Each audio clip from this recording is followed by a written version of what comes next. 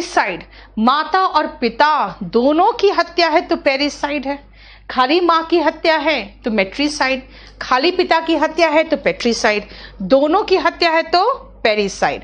Nepotism सुन रहे हो ना, आजकल बहुत ज्यादा फेमस वर्ड है। उसका मतलब होता है भाई भतीजावाद।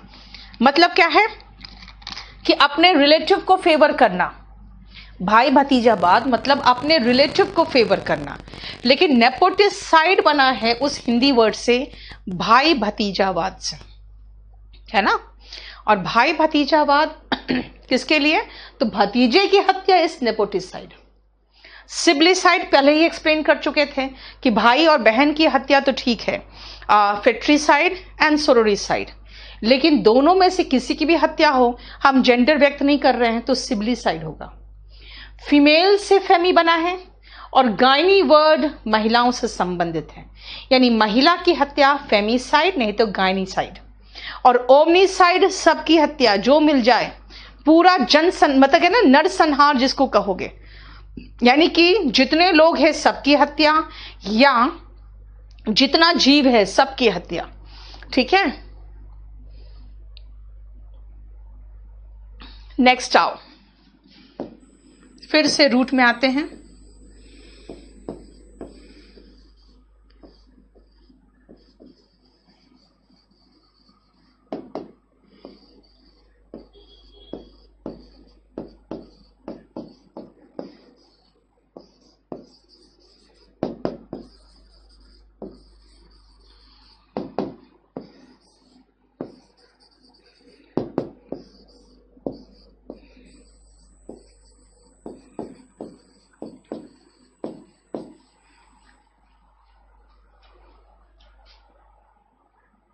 सोरोरिसाइड होता है अनुष्का, सोरोसाइड तो नहीं लिखा मैंने, सोरोरिसाइड होगा।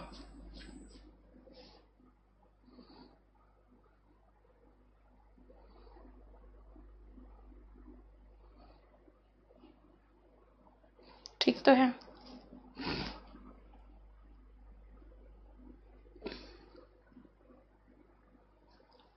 देखो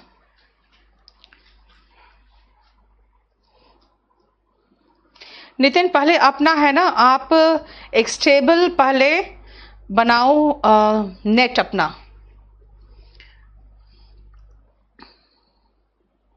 मेघना का देखो,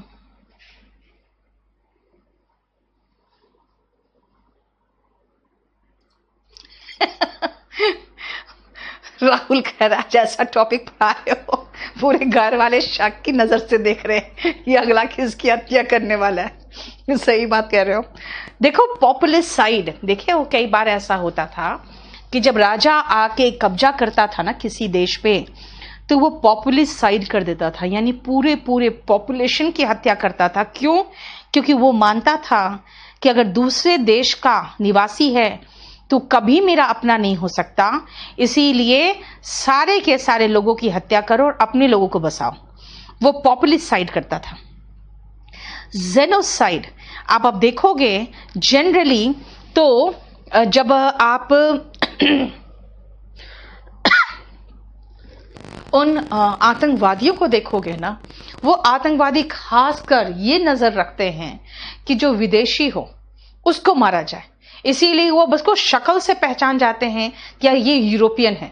जैसे देखेंगे यूरोपियन है, चाहे वो कोई भी हो, वो कोई पॉलिटिशियन नहीं भी हो, आम जनता हो, उसको पकड़ के उसकी हत्या इसलिए करते हैं क्योंकि उनको पंगा लेना है अमेरिका से, उनको पंगा लेना है यूरोपियन कंट्री से, तो वो जेनोसाइड करते हैं। वो सिर्फ देखते हैं विदेशी हो और किस देश का है उसके अकॉर्डिंग वो उसको मार देते हैं। वेटिसाइड वेटिकन सिटी से आया हुआ है। वेटिकन सिटी बहुत फेमस है पोप के लिए, है ना। आपको पता है क्रिश्चियन पोप कहाँ रहते हैं? वेटिकन सिटी में।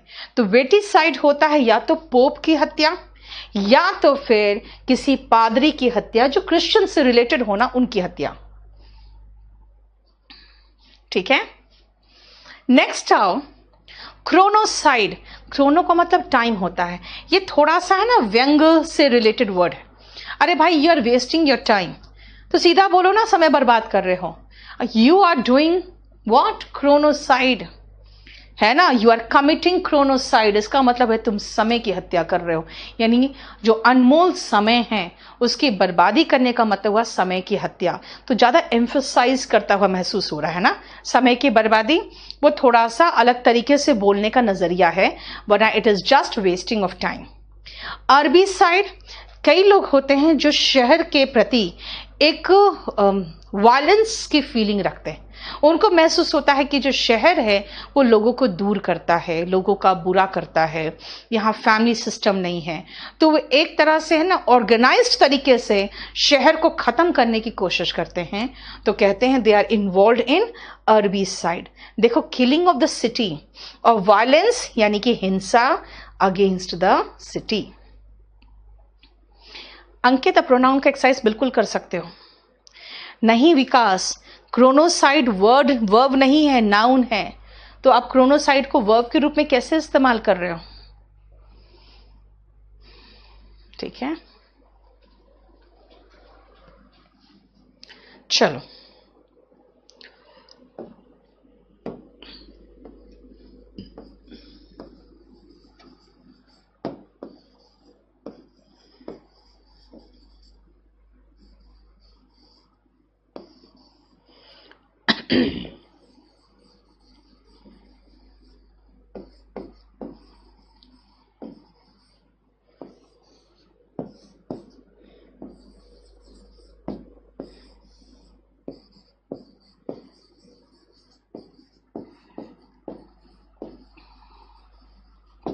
चलिए देखिए पहले।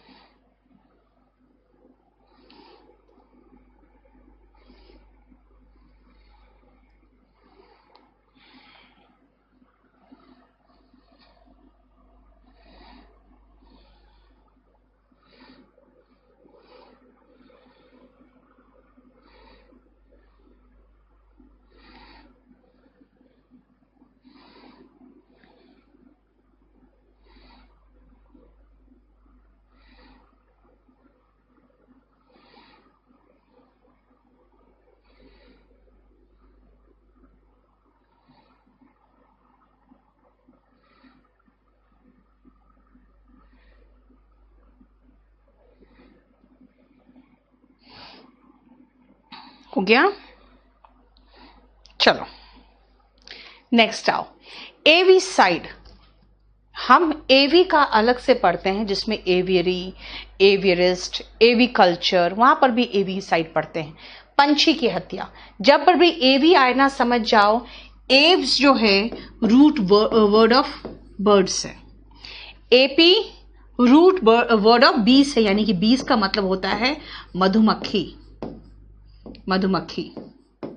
ठीक है, मधुमक्खी की हत्या, जब पूरा का पूरा शहद निकाल लिया जाता है तो फिर वहां पे धुआं छोड़ दिया जाता है, उससे क्या होता है मधुमक्खी मर जाते हैं।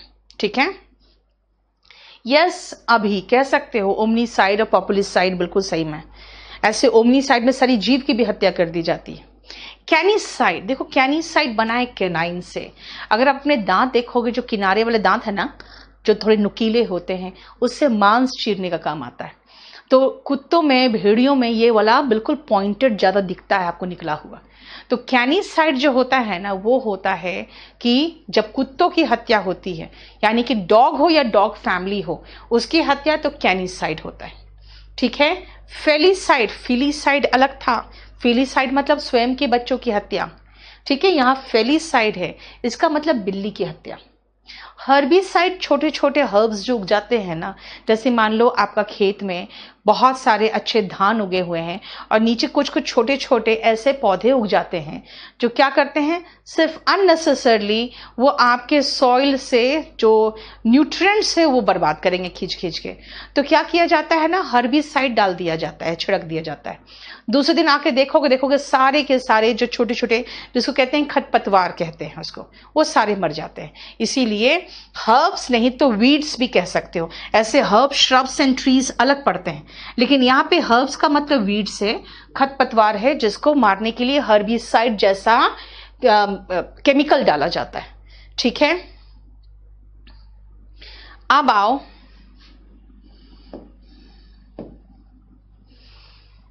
इसमें तो कुछ भी रूट लिखने की जरूरत नहीं है, इसमें कुछ भी रूट लिखने की जरूरत नहीं है, शुरू का है। ठीक है,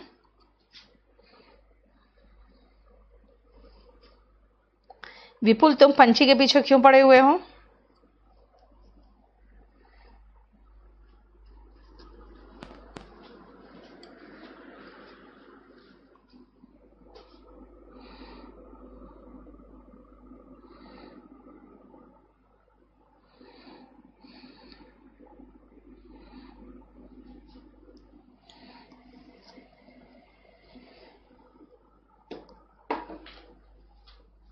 एक और वर्ड चाहो तो आप ऐड कर लो।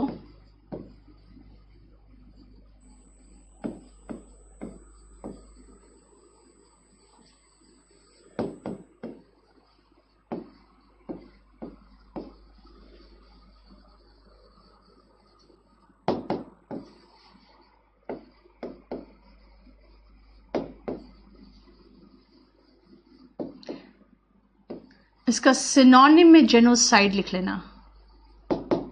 जेनोसाइड इसका सिनोनिम होगा पोग्राम का। ठीक है, जैसे कि ज्यूस का हुआ था।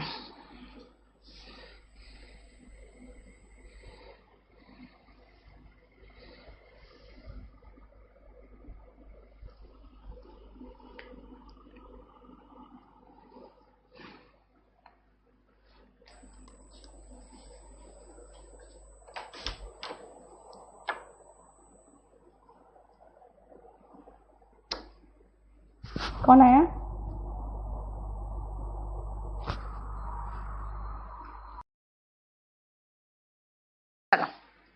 ल्यूपिसाइड इज भेड़िए की हत्या, वल्पिसाइड लोमड़ी की हत्या। ठीक है,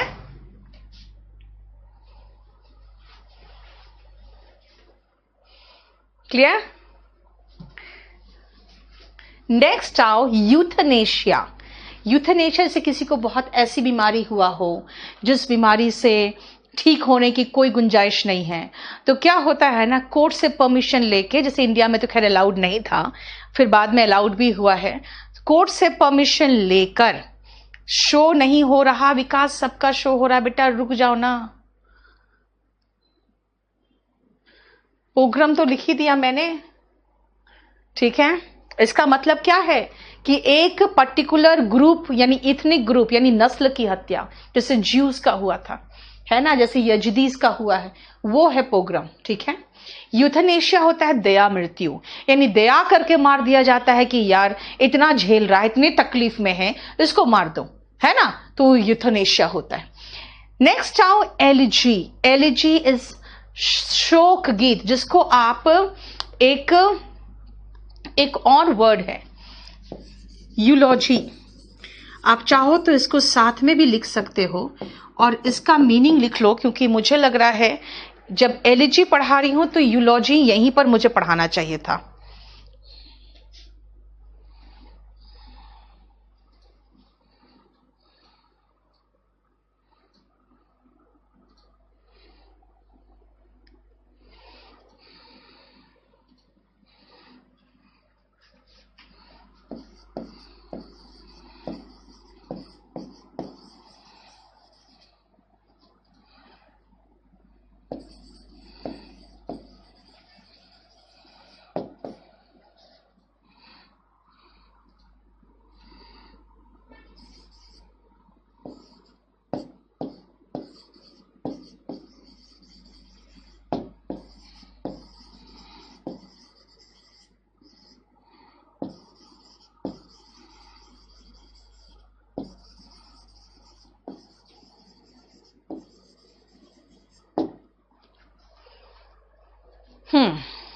एलिजी के साथ यूलॉजी भी लिख लो, अच्छा रहेगा, क्योंकि एलिजी का मतलब है शोक गीत, यानी कि जिसके आप दुख में गाना कोई गीत बनाते हो, और पोएम और सॉन्ग जो जिसमें सैडनेस एक्सप्रेस रहता है, वो यूलॉजी है, ठीक है, एलिजी है। लेकिन यूलॉजी वैसे ही दुख भरा गीत होगा, खासकर उसके लिए जो मर चुका है, लेकिन उसमें भी प्रेज होगा, तारीफ होगा, ठीक है। मेलनकली अलग वर्ड हो गया बेटा। हाँ, यूथनेशिया अब इंडिया में अलाउड हो गया, पहले अलाउड नहीं था। नेक्स्ट आओ पैरोडी। पैरोडी क्या करता है ना, कोई हास्यास्पद तरीके से किसी की नकल करता है। हास्यास्पद का मतलब हो जाता है कि आप किसी की एक्टिंग का नकल कर रहे हो, ठीक है। जैसे देखते हो कई बार अमिताभ बच्चन का नकल किया जाता है, कई बार कादर खान का नकल किया जाता है, ठीक है, और उसको देखकर आपको हंसी आती है, तो वो होता है पैरोडी। पैरोडी क्या लिखा हुआ है देखो, a piece of writing, a speech और music that copy style of someone in a funny manner, यानी मजाक उड़ाते हुए फनी वे में उसका नकल किया जाता है, ठीक है। चलो, सो एलिजी इज शोक गीत, यानी कि a poem, a song that expresses sadness. Eulogy is a piece of song that praises someone, तारीफ करता है, specially for a person who has died.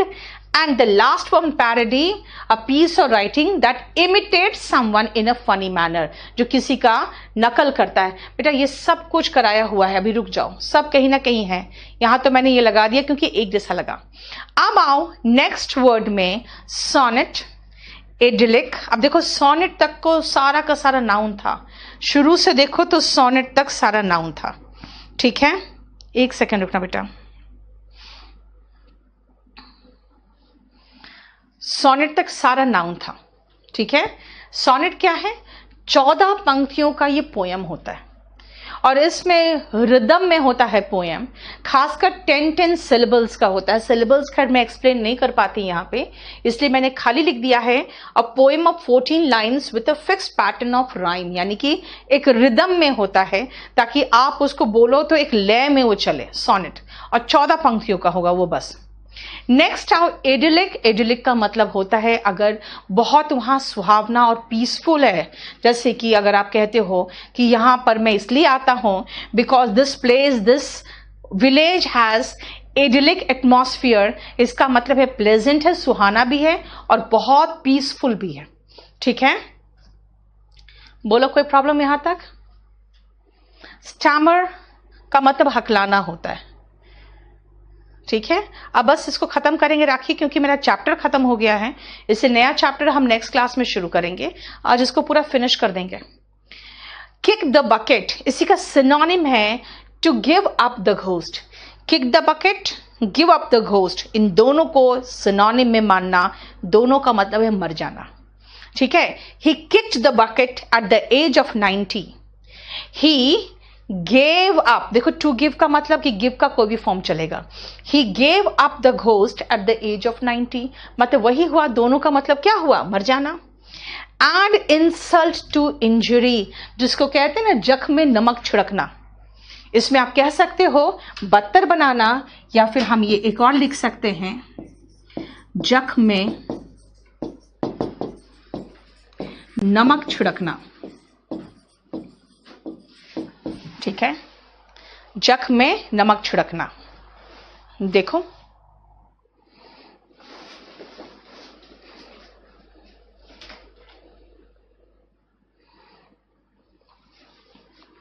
एक मिनट रुकना, तुमको नहीं करें।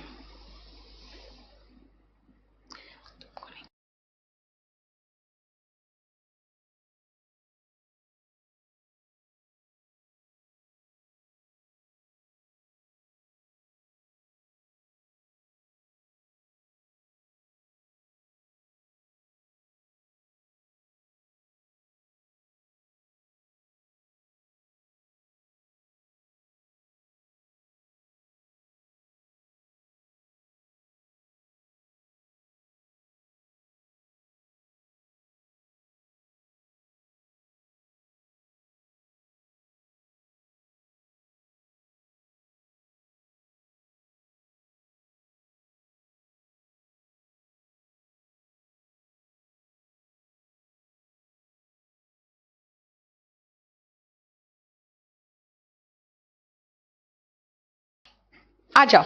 एड इंसल्ट टू इंजुरी का मतलब जख्म में नमक छिड़कना। इसका मतलब हो गया act in a way that makes a situation worse. मतलब अगर किसी ने आपको हेल्प नहीं किया और साथ में और इंसल्ट कर दिया लोगों के सामने, तो मैं क्या कहूंगी? He did not help me and added insult to my injury by mocking at my effort। मेरा जो मेहनत था उस पर हंसकर उसने और नमक पे उसने नमक छिड़क दिया मेरे जख्म पर।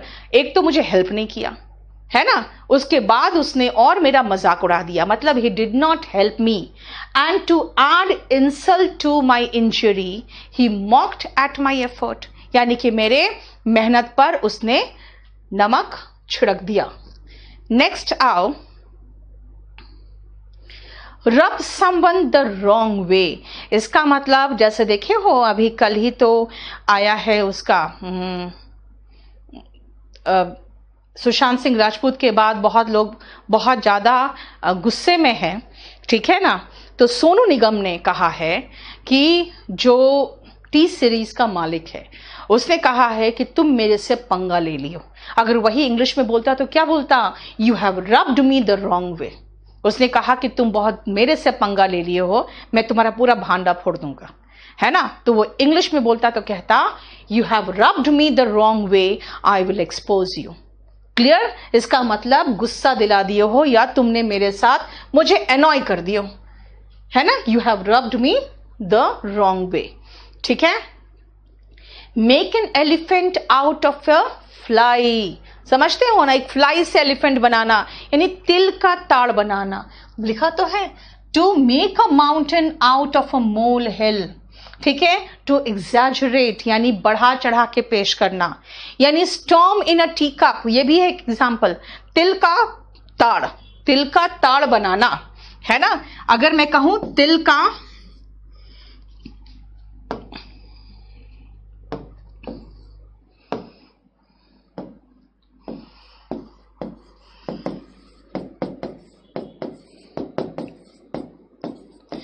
तो तिल का ताड़ बनाना ये है और तिल का ताड़ बनाना ये सारा है। लेकिन खाली अगर तिल का ताड़ का इंग्लिश पूछोगे तो एक और है, वो है स्टॉर्म इन अ टी कप। मतलब टी कप में तूफान। अरे भाई नहीं आता, इसका मतलब क्या किया आपने? सुसाइड वाला का मतलब खुद को मरने की बात होती है बेटा, ठीक है। तिल का ताड़ का मतलब हुआ कि राय का पहाड़, mountain out of a mole hill, an elephant out of a fly, यानी वर्ब को हटा दोगे तो तिल का ताड़ बन जाएगा, storm in a tea cup. For a song, अगर मैं कहूं I bought that plot for a song, I bought this right for a song, I bought this flat for a song, मतलब बहुत थोड़ा सा पैसा लगा, ठीक है ना, यानी वेरी चीप। इसी का एंटोनिम होता है, जानते हो क्या? टू पे थ्रू वंस नोज। टू पे थ्रू वंस नोज का मतलब होता है कि बहुत बहुत ज्यादा कीमत पे करना, ठीक है। टू पे थ्रू वंस नोज का मतलब होता है बहुत अधिक कीमत पे करना। अब देखो लास्ट पेज में आ जाओ। Yes, Bollywood rubbed RUBBED Kangana the wrong way. Rakhi अभी रुक जाओ। Yes, he was an expert in parody, Charlie Chaplin. हर्बी साइड और वीडी साइड सेम होता है मानव, बिल्कुल। सेट समवन बाय इयर्स, इसका मतलब जनरली क्या होता है ना, एक पब्लिक डिस्प्यूट पैदा करना। जैसे कई बार ऐसा होता है कि जो लीडर्स होते हैं कुछ ऐसा बोल देते हैं कि लोग आपस में भिड़ जाते हैं, यानी there statement set us by the ears. There one statement, just a single statement made by the leaders set the people by the ears। लड़ाई झगड़ा या बकझक करा देना, है ना, to engage in a dispute। loaves and fishes, देखो ये आपके बहुत पुराने जमाने का, जिस समय कह सकते हैं हम कि बाइबल के जब का बात है, उस समय की बात है। लोग जब काम करने जाते थे तो उनको ब्रेड का एक लोफ और एक फिश ये मिलता था, ताकि लोग काम करने आए कि हाँ भाई हमें रोटी और मछली तो खाने को मिल रहा है ना। तो इसीलिए अगर आप कहोगे कि why shall I work, I don't get loaves and fishes, इसका मतलब है कुछ तो मिले, जिससे मोटिवेशन तो आए काम करने का, यानी कुछ टैंजिबल पैसा तो मिले, है ना। तो वही है जो फायदा किसी को काम करने के लिए प्रोत्साहित करे, समथिंग टैंजिबल। टैंजिबल का मतलब होता है जो छू के महसूस कर सकते हो, यानी रुपया पैसा, बेनिफिट्स, जिससे हम मोटिवेटेड तो हो। मतलब मैंने क्या कहा, why shall I work, I don't get any loaves and fishes, मतलब कोई लोव्स एंड फिशेस तो है ही नहीं। यस, डायमंड डजन भी सेम है रामचंद्र, बहुत चीप। Yes, very good. ठीक है।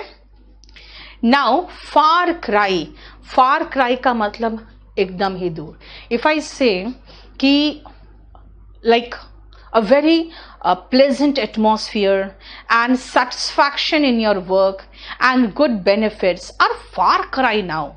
आज कोरोना के काल में लोगों को नौकरी नहीं मिल रही है and you are talking about other benefits apart from your job, that is a far cry. मतलब बहुत दूर की चीज है, एकदम अलग चीज है, अभी आपको नहीं मिलेगा। So far cry is generally a long distance, यानी कि बहुत दूर की बात है ना। मैंने क्या कहा, additional benefit, that is a far cry, यानी at a long distance now.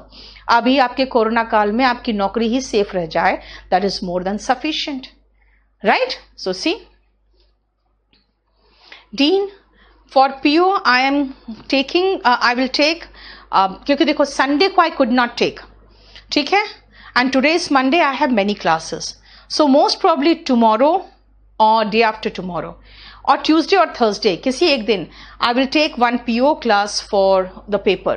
Compensate तो करना पड़ेगा ना, संडे को तो ले नहीं पाए थे हम, ठीक है।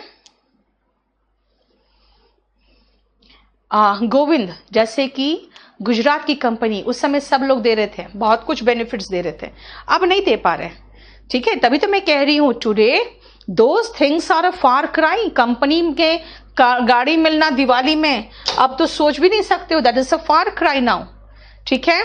यस, हो गया। आज इतना ही रहने दो, क्योंकि मेरे पास अब आज के लिए क्लास में कुछ भी नहीं है। मैंने प्रोनाउन खत्म कर दिया है, प्रोनाउन रिविजन करो, क्वेश्चन करो पहले जाके प्रीवियस ईयर से, वॉल्यूम 1 वॉल्यूम 2 1900। खैर इसका असाइनमेंट्स मैं पूरा प्रोवाइड करके दूंगी आपको, लेकिन अभी मेरे पास नहीं है, ठीक है।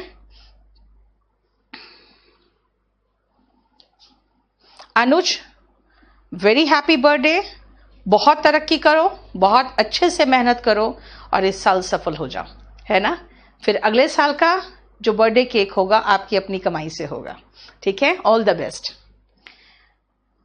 अनंत, मुझे टाइम तो अभी, पहले आप लोग पहले याद करो ना बेटा, पहले उसके सारे रूल्स देखो, उसके साथ प्रैक्टिस करो, उसके बाद आप वॉल्यूम 1 से वॉल्यूम 2 से ये सबसे प्रैक्टिस करो, ठीक है। और फिर उसके बाद जब आपके पास डाउट्स हो जाए तो फिर नेक्स्ट वीक में देखूंगी।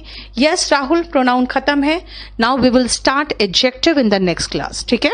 चलो, थैंक यू सो मच।